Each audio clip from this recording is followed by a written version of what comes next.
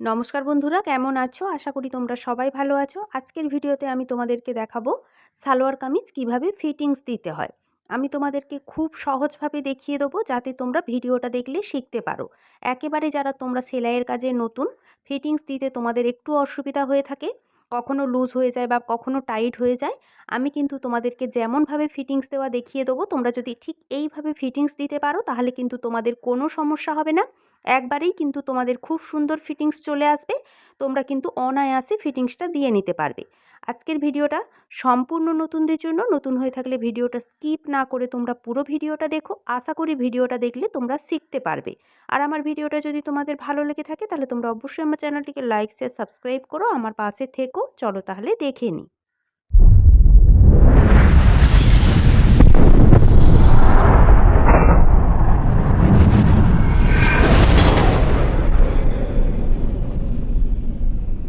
দেখো তাহলে প্রথমে যেটা করতে হবে, সালোয়ার কামিজটাকে উল্টো সাইডে ঘুরিয়ে নিতে হবে। নেওয়ার পর সামনের পাট পেছন পাট দুটো পাটের কাপড় দুটো সাইডে এইভাবে সমান করে ধরে সাইডে কিন্তু পিন দিয়ে প্রথমে আটকে নেবে। তাহলে কি হবে, তোমাদের ফিটিংস দিতে সুবিধা হবে।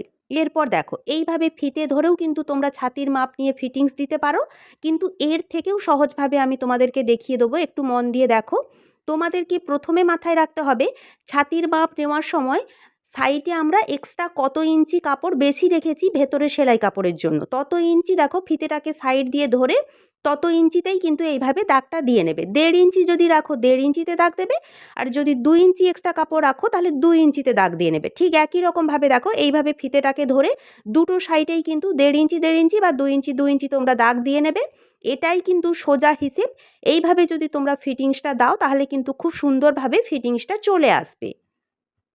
এরপর দেখো এখানে যে দাগটা দিয়েছি এটা হলো আমাদের পাছা লম্বার মাপ। তোমরা পাছা লম্বার কাছে এইভাবে দাগও দিতে পারো বা একটা ছোট্ট করে কাটিংও করে নিতে পারো, তাহলে তোমাদের বুঝতে সুবিধা হবে। এরপর যেটা করবে দেখো, পাছা লম্বার কাছ থেকে ফিতেটাকে ধরে আমাদের যে বগলের যে সেলাইটা রয়েছে দেখো, ছাতির যে মাপটা নিয়েছিলাম ওই মাপের কাছ পর্যন্ত ফিতেটাকে এইভাবে সোজা করে ধরতে হবে।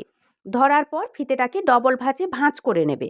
ভাঁজ করে নেওয়ার পর ফিতের যে মিডিল রয়েছে দেখো, মিডিলে একটা দাগ দিয়ে নেবে। এখানে যে দাগটা দিয়ে নেব এটা হয়ে যাবে আমাদের কোমর বা শেস্থর মাপ। বুঝতে পেরেছো? এটা আমাদের লম্বাতে শেস্থ হবে আর চওড়াতে কিন্তু কোমর হবে। এখানে তোমাদেরকে নিয়ে নিতে হবে কোমরের মাপ। কোমরের কাছেও তোমরা এক্সট্রা সেলাই কাপড়ের জন্য যত ইঞ্চি বেশি রেখেছো ধার থেকে ফিতেটা ধরে তত ইঞ্চিতেই কিন্তু দাগটা দিয়ে নেবে। যদি 1.5 ইঞ্চি এক্সট্রা রাখো 1.5 ইঞ্চিতে দাগ দেবে, আর যদি 2 ইঞ্চি এক্সট্রা রাখো 2 ইঞ্চিতে দাগ দেবে। এটাই কিন্তু সোজা হিসেব। এরপর দেখো মুহুরির কাছে চলে আসবো। মুহুরির কাছের মাপটা নিয়ে নেব। মুহুরি যা থাকবে তাকে হাফ করে মাপটা নিয়ে নিতে হবে। মুহুরির মাপ নেওয়ার পরও এখানে একটা দাগ দিয়ে নিতে হবে। নেওয়ার পর ছাতির কাছে যে আমরা ফিটিংসের দাগটা দিয়েছিলাম ওই দাগের কাছ থেকে মুহুরির দাগ পর্যন্ত এইভাবে সোজা করে মিলিয়ে নিতে হবে। দেখো তাহলে ঠিক এইভাবে কিন্তু তোমরা সোজা করে মিলিয়ে নেবে। এরপর যেটা করব, কোমরের কাছে চলে আসব। দেখো তাহলে কোমরের কাছেও যে আমরা ফিটিংসের দাগটা দিয়েছিলাম এই দাগের কাছ থেকে ছাতির দাগ পর্যন্ত দেখো ঠিক এইভাবে মিলিয়ে নেবে। যেমন তোমরা ফিটিংসের জন্য মাপ নেবে সম্পূর্ণ দাগগুলো সোজা করে মিলিয়ে নেবে।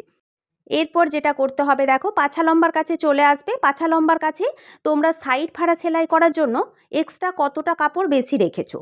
যদি তোমরা 1 ইঞ্চি নাও তাহলে সাইড থেকে ফিতে ধরে 1 ইঞ্চিতে দাগ দিয়ে নেবে, আর যদি তোমরা 1.5 ইঞ্চি এক্সট্রা রাখো তাহলে 1.5 ইঞ্চিতে দাগ দেওয়ার পর দেখো ওই দাগের সাথে কোমরের দাগ পর্যন্ত এইভাবে সমান করে মিলিয়ে নেবে। দেখো ঠিক এইভাবে সোজা করে তোমরা দাগটা মিলিয়ে নেবে। এইভাবেই কিন্তু তোমরা ফিটিংসের জন্য মাপ নিয়ে নেবে।